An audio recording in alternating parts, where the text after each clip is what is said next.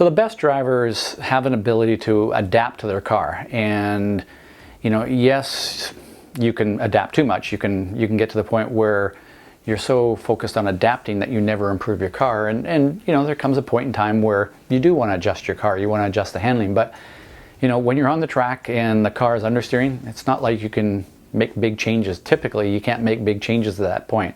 At that point you have to adapt your driving. So whether your car has got entry, understeer or oversteer, so on the entry of the corner the car either understeers or oversteers, whether in the middle of the corner, so mid-turn, you've got some understeer or oversteer, or at the exit of the corner you've got some entry or some oversteer or understeer.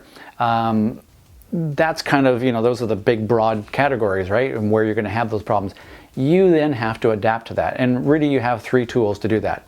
You have your brakes, so how hard you initially apply the brakes, and then towards the end how you release them, so the timing and rate of release of the brakes as you enter the corner. That can affect the weight balance in the car, that can affect how crisply the car turns in and how much it rotates as you come into the corner.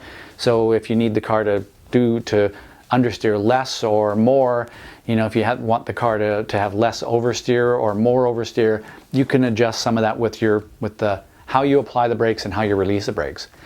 You have your steering, obviously, so how quickly or crisply you turn the wheel or how slowly you turn the wheel. In the middle of the turn, kind of the line that you scribe through the corner, how early you start to unwind the wheel of the corner. So you've got the steering wheel as another tool there. And your third tool that you've got obviously is the throttle, the gas pedal. So it's do I apply a little maintenance throttle and then squeeze on? Do I wait, and then squeeze on much more quickly?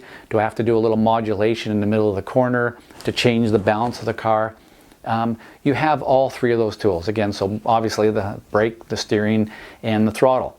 And it's your job to do that, and 90% of that is through the changing of the balance of the car.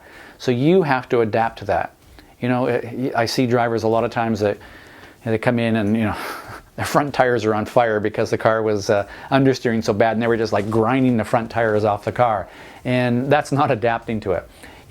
You can only drive the car to its limits, and if the car's limits are limited by the front tires or the rear tires, understeer or oversteer, then you have to adapt that and you have to work within those limits.